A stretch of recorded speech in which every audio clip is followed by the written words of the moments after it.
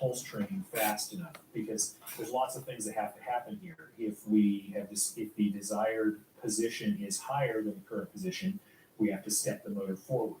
If it's lower, then we have to toggle the direction line, and then we have to generate steps to go backwards. And there are timing limitations on what the stepper drivers can handle. And so this has to be done very rapidly, but on a very precise timing, and so that we can generate the signals that we need. And again, this whole loop has to execute very quickly. There's a few other things that can happen. This counter is going to overflow or underflow. This is a 32-bit number, but as it counts up, it'll reach a maximum and then it'll wrap around to zero.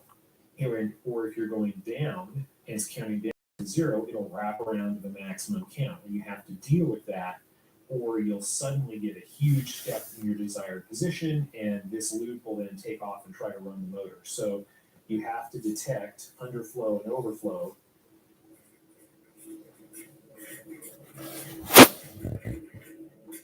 and compensate for that and adjust properly. And there's lots of gotchas in terms of losing steps when you do that.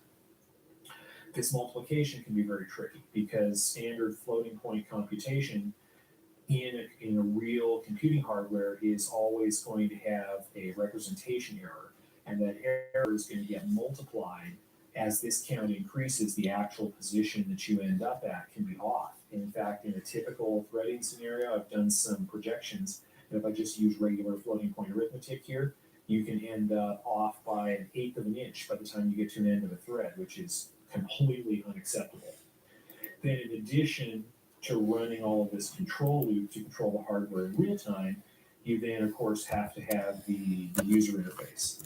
And so this will be in the control panel. There'll be a bunch of logic that controls, among other things, this factor so that you can change the gear ratio on the fly.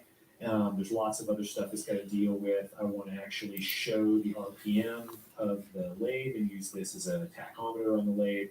And I've got several other ideas. So the software, again, the real-time control loop is the really important part. But while it's doing that, it still needs to be able to service the user interface and run the rest of the logic.